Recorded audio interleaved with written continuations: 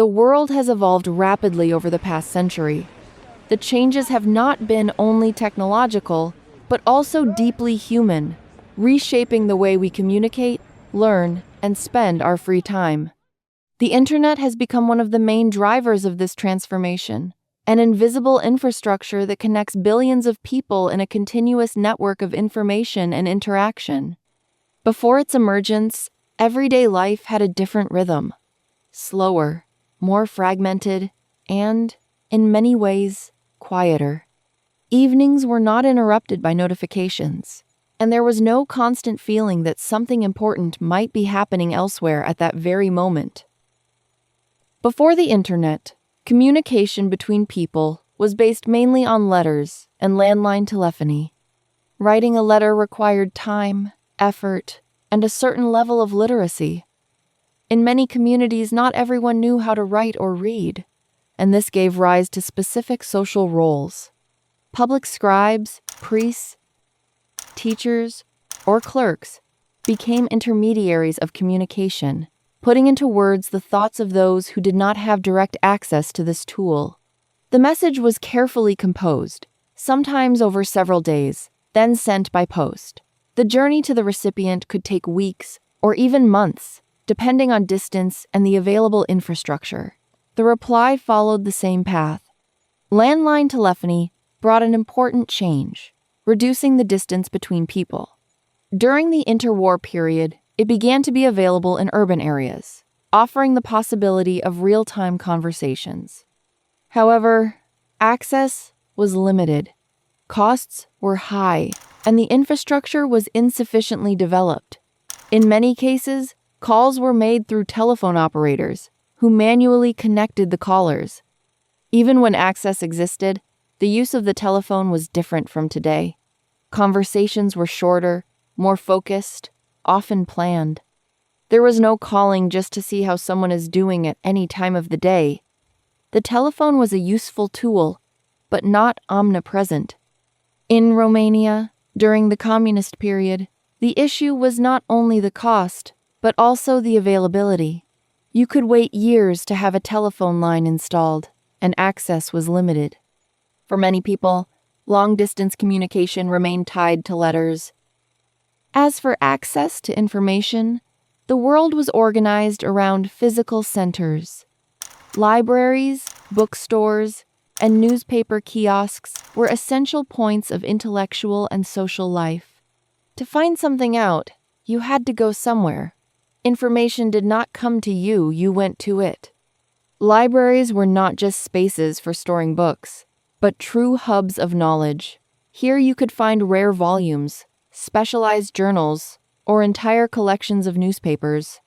Later, with the evolution of technology, other media appeared: audio cassettes, CDs, floppy disks. The printed press played a central role in informing the population. Newspapers were read daily, often shared among several members of a family, or even among neighbors. Radio brought the news into people's homes, and television, which appeared later, combined sound with image, offering a more complete experience. These channels were, in many cases, controlled or influenced by the state, especially in authoritarian regimes. Information did not circulate freely in the way it does today. Nevertheless, for most people, these were the only available sources. Entertainment, in turn, had a different nature.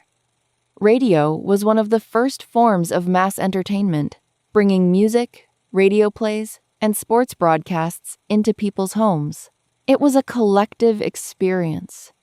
Television radically changed this dynamic. Starting in the 1950s and accelerating in the following decades, it became the center of family life. Programs were broadcast at fixed times, and people organized their schedules around them. You could not pause, rewind, or choose from an infinite list of options. This limitation created a shared experience. Millions of people watched the same shows at the same time. The next day, these programs became topics of conversation at work, at school, among friends. Culture was, to a greater extent, shared. Alongside television, There were other forms of entertainment: cinemas, vinyl records, videotapes. Each of these required a certain amount of effort. Whether travel, purchase, or planning, nothing was instantaneous. Then, in the 1990s and early 2000s, a change appeared that would redefine all these aspects: the internet. The first connections were slow and unstable. Access was not permanent, as it was interrupted by telephone calls. The process of connecting was accompanied by a distinctive sound, which has since become iconic. Who among those who took part in that historical moment does not remember it?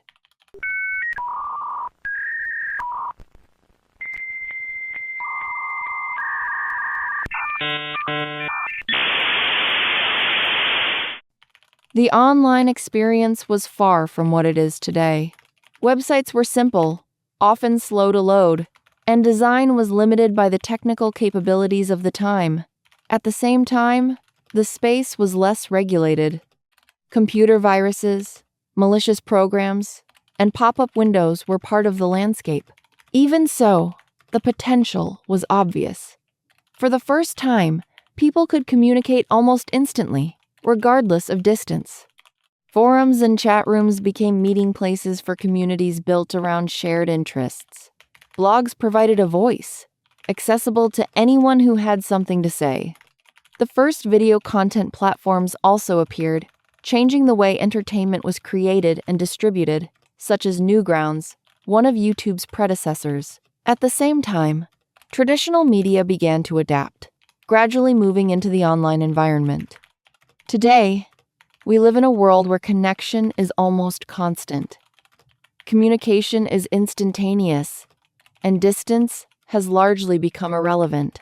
Information is available in vast quantities, and access to entertainment is unlimited. We can talk to people on other continents in real time, access entire libraries from a single device, and watch any type of content whenever we want. But this constant connectivity also brings subtle changes. Waiting has become rare. Silence is often filled immediately. Moments of isolation, once inevitable, are now optional. The world is more connected than ever, and for the first time in history, disconnecting has become a choice.